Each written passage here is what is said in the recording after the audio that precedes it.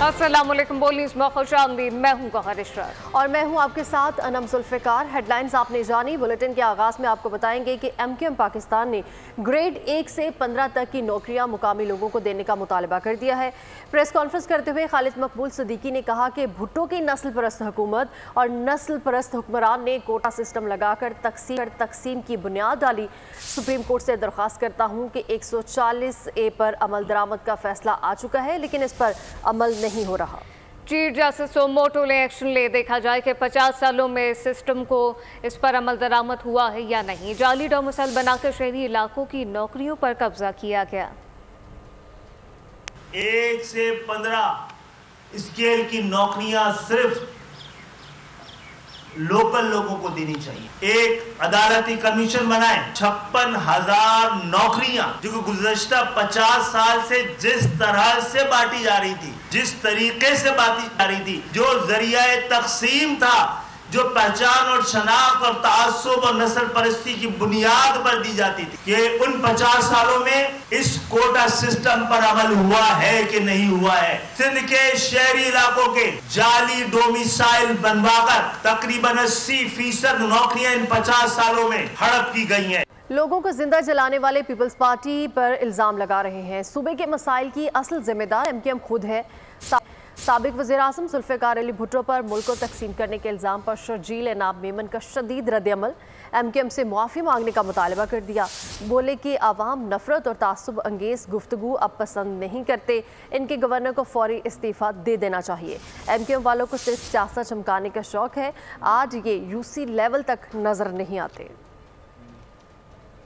नफरत की सियासत, तासुब की सियासत, इल्ज़ाम तराशियों की सियासत, जिसका उनको बड़ी हैवी प्राइस भी पे करनी पड़ी है।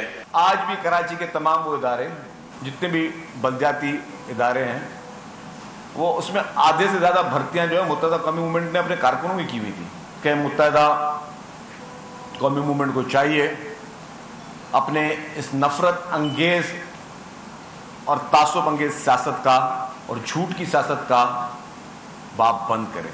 और हम चाहते हैं कि गवर्नर इस्तीफ़ा दें, और हम चाहते हैं कि इस सूबे में मज़ीद या इस मुल्क में मज़ीद अब इस तरह की सियासत ना हो जिसमें आप झूठे और मनगढ़ंत इल्ज़ामात लगाएं।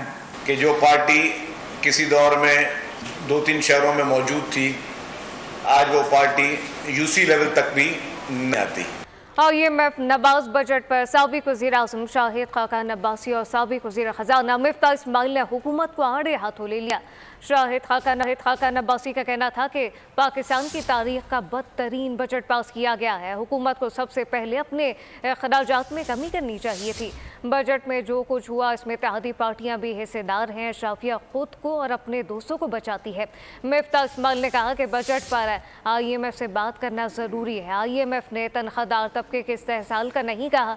IMF ने कहा था कि ज़राअत और रियल एस्टेट पर टैक्स लगाएं, वो आपने नहीं किया। IMF ने कहा कि ईरान से पेट्रोल और डीजल की स्मगलिंग पर कार्रवाई करें।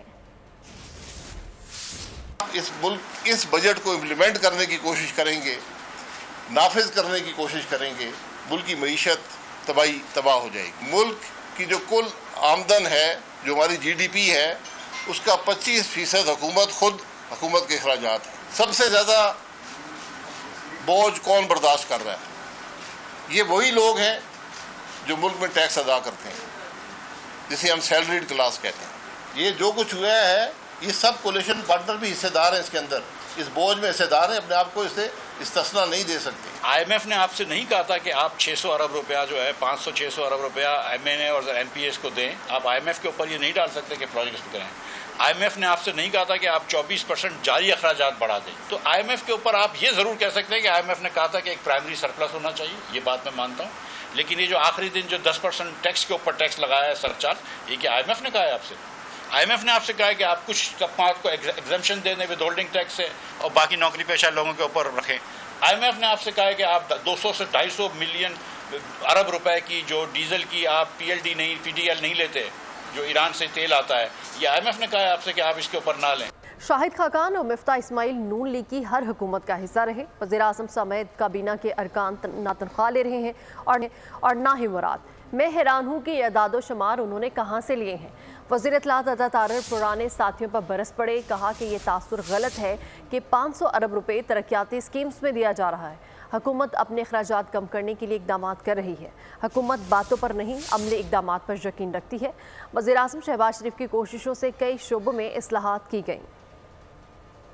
साहब और दूसरे बहुत ही मोहतरम भाई मिफ्ता इस्माइल साहब कह रहे थे कि जी बातें तो की हैं, तो इस हवाले से किया क्या है? तो ना तो कोई 500 अरब रुपया डेवलपमेंट स्कीमों में कोई MNS MPS को दिया गया है, ना इसका कोई इरादा रखा है। ये गलत तासुर है, 500 अरब रुपया डेवलपमेंट स्कीमों में दिया जा रहा है, बिल्कुल गलत तासुर है। इतनी एग्जैजरेटेड फिगर इन्होंने आज कोट की है। मैं हैरान हूँ कि ये फिगर कहाँ से आई है। तो काबीना के अरकान ना तनख्वाह ले रहे हैं ना मरात ले रहे हैं, कि वज़ीर आज़म ने खुद कभी बतौर वज़ीर आज़म ना तनख्वाह ली है ना वो मरात लेते हैं। और अब ये जानिए, कराची में गर्मी के 27 शहरियों का इम्तिहान तवील हो गया है। समुद्री हवाएं मुकम्मल बहाल न होने से गर्मी की शिद्दत बरकरार है। शहर का दर्जा हरारत 37 सेंटीग्रेड, शिद्दत 43 डिग्री तक महसूस की गई। महकमा मौसमियात ने आज फिर मौसम बेहतर होने की उम्मीद जाहिर कर दी है, जबकि मौसम का हाल बताने वालों का कहना है कि आज से समुद्री हवाएं बहाल होना शुरू हो जाएंगी, जिससे दर्जा हरारत में कमी आएगी। लोड शेडिंग पर कराची के शहरियों का सब्र जवाब दे गया। गर्मी और बिजली की बंदिश से 27 शहरियों के पास एहतजाज के सिवा कोई चारा ना रहा। इस बारे में ये रिपोर्ट देखिए। कराची में तंग आमद बजंग आमद वाली सूरत हाल। लोड शेडिंग के 27 शहरी के इलेक्ट्रिक पर चढ़ दौड़े। लियाकताबाद में हुजूम ने दफ्तर पर धावा बोल दिया। लियाकताबाद डाखाना, लियाकताबाद 10 नंबर, अलकरम स्क्वायर और मूसा कॉलोनी के मकीनों की बड़ी तादाद के इलेक्ट्रिक के दफ्तर के बाहर उमड़ आई। गाड़ियों के अंदर तुम्हारे AC है, ऑफिस के अंदर तुम्हारे AC है। अगर 20-20, 25-25 हजार रुपए हम बिल कहाँ से भरे, जबकि हमारी लाइट आए तो 10-10 घंटे नहीं आ रही है। दरवाजा नहीं खोलता। मुल्ला आप लोगों ने उस स्टेज पे पहुंचा दिया कि हम अपने बीवी बच्चों को आग लगा ले। खुद शेड्यूल दिया हुआ है। अगर आपका बिल 12 घंटे का लोड शेडिंग का शेड्यूल है कि आपने 12 घंटे लोड शेडिंग करनी है, तो ये 12 घंटे की जगह उसके अलावा ये रात को 2 बजे 1 बजे लाइट बंद करते हैं और सुबह तक ये बंद रखते हैं। कुंडे में भी ये इनके अपने ही एम्प्लॉइज जो है वो इन्वॉल्व होते हैं। वही लोग कुंडे लगाते हैं, वही पैसे लेते हैं। मुश्तइल अफराद ने दफ्तर के बाहर खड़ी गाड़ियों के शीशे तोड़ दिए। हंगामा आराई से के इलेक्ट्रिक के दफ्तर को नुकसान पहुंचा। वसीले हुजूम को काबू करने के लिए पुलिस और रेंजर्स की भारी नफरी मौके पर पहुंच गई। कराची के अवाम के इलेक्ट्रिक से परेशान, लोड शेडिंग, ओवर बिलिंग से शहरी अपना गम और गुस्सा बयान करते नजर आते हैं। इस वक्त हमारे नुमाइंदे साद शरीफ मौजूद है, शहरियों के दरमियान तफसीलात उनसे जानते हैं। जी साद। हाँ जी बिल्कुल, मैं इस वक्त मौजूद हूँ लियाकताबाद डाखाने पे। यहाँ पर मेरे साथ कुछ शहरी मौजूद हैं, इनसे इनकी परेशानी जानते हैं। कितनी मुश्किल का सामना करना पड़ता है? बहुत ज़्यादा मुश्किल है, अल्लाह इनको हिदायत दे। मैं छोटा गरीब आदमी हूँ भाई, मेरा 207 यूनिट पे इन्होंने 15,000 का बिल भेजा है। बताओ मैं गरीब आदमी कहाँ से भरूंगा मैं? अल्लाह ताला इनको गरक करे इन लोगों को। इसमें मुश्किल बहुत ख़राब है कि हालात इतने ख़राब हैं, बंद घर हैं, बच्चे बहुत परेशान रहते हैं। लाइट 1 घंटा आती है और 4 घंटे गैप रहती है।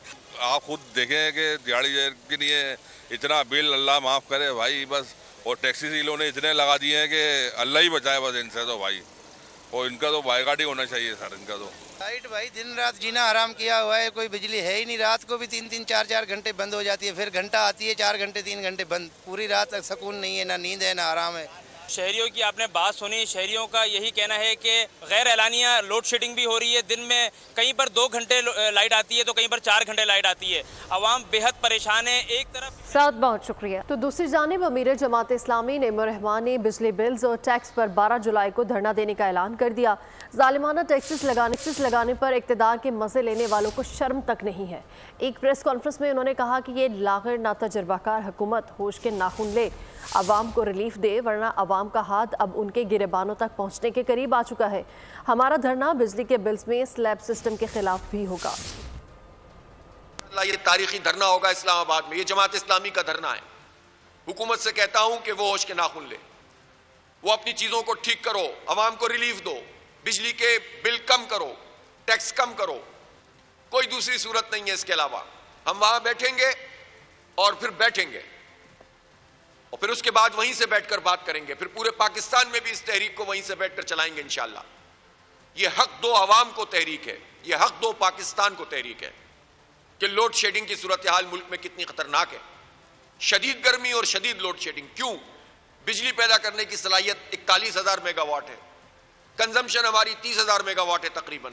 एवरेज लगाएं तो और कम है, पीक लगाएं तो 32,000 है।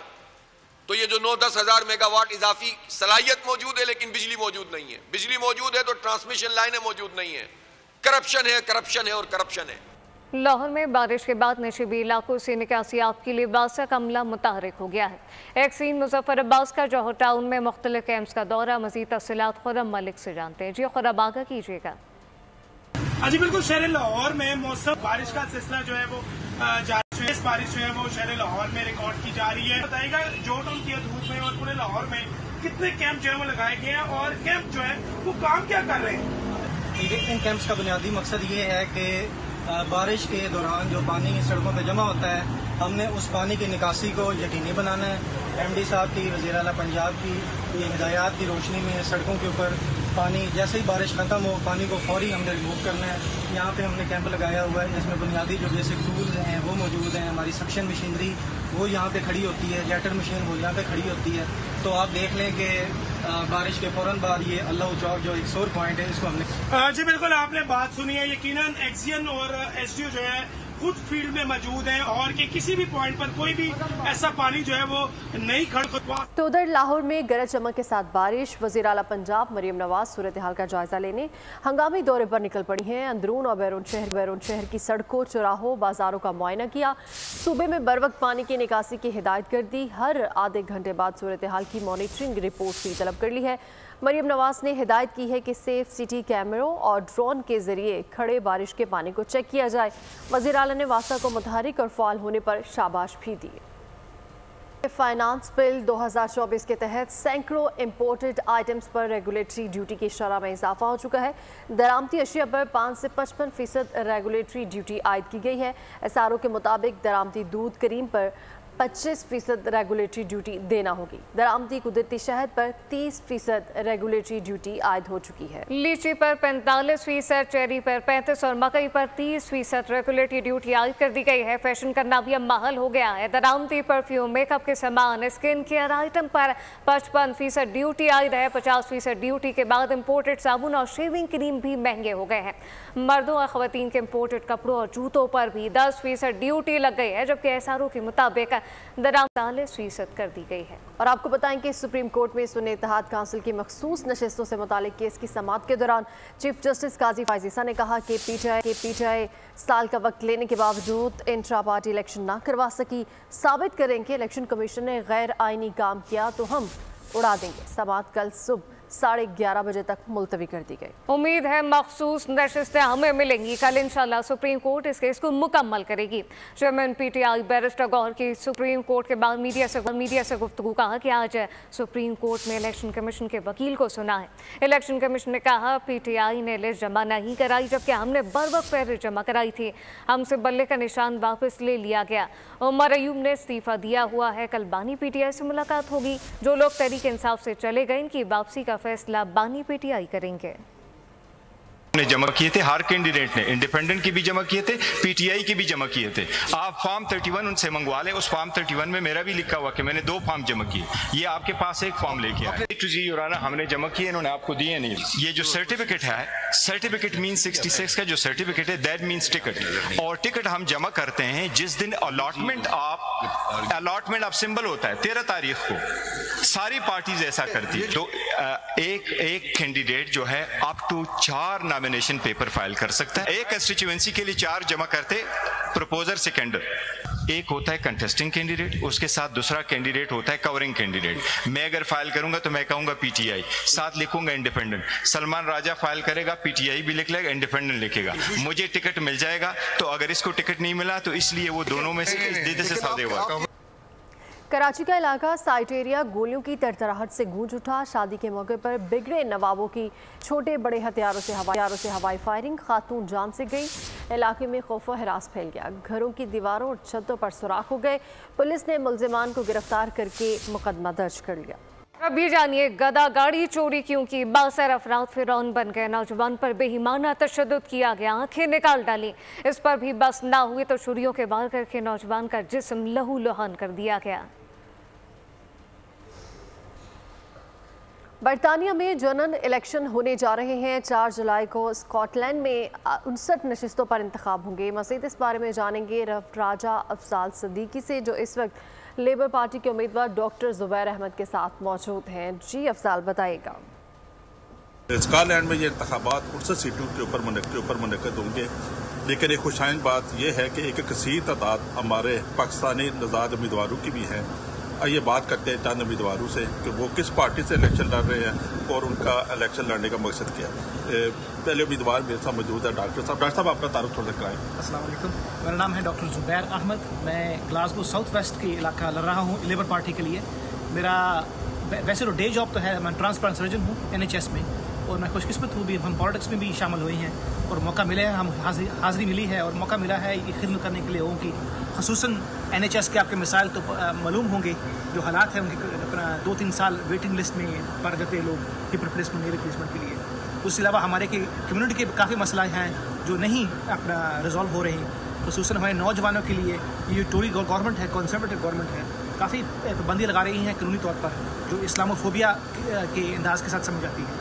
और लेबर पार्टी का जो इरादा है इन कानूनी को बंद करने के। बहुत शुक्रिया। हमारे जो गजा की सूरत हाल का जिक्र करें, आपको बताएं कि इसराइल के गजा में बर्बरियत जारी है। 24 घंटों में मजीद 48 फ़लस्तीनी शहीद हो गए, 50 से ज़ायद जख्मी हैं। शुहदा की मजमूई तादाद 37,900 हो गई है। 80,060 जख्मी हो चुके हैं। जनूबी गजा रफ़ा में हमास और खासे फोर्सेस में शदीद झड़पें जारी हैं। हिज़्बुल्लाह के ड्रोन हमले में 18 इसराइली फ़ौजी जख्मी हो गए। इसराइली वज़ीर दिफ़ा ने कहा कि फौरी तौर पर 10,000 इजाफी फ़ौजियों की ज़रूरत है। खेल के मैदान से खबर देंगे आपको। T20 वर्ल्ड कप में पाकिस्तान टीम की परफॉर्मेंस अच्छी नहीं रही। देखते हैं चेयरमैन PCB टीम में क्या सर्जरी करते हैं। कौमी टीम के साबिक कप्तान शाहिद आफरीदी की इंग्लैंड में मीडिया से गुफ्तगू। मजीद बोले कि असल बीमारी की जड़ ग्रास रूट लेवल की क्रिकेट है। ग्रास रूट लेवल की क्रिकेट में सर्जरी की ज़रूरत है। न्यूज़ स्टूडियो से फिल वक्त इतना ही। मजीद खबरों और अपडेट्स के लिए विजिट कीजिए हमारी वेबसाइट bolnews.com और देखते रहिए बोल न्यूज़। सब्सक्राइब करें और बेल दबाएं ताकि कोई खबर रह न जाए।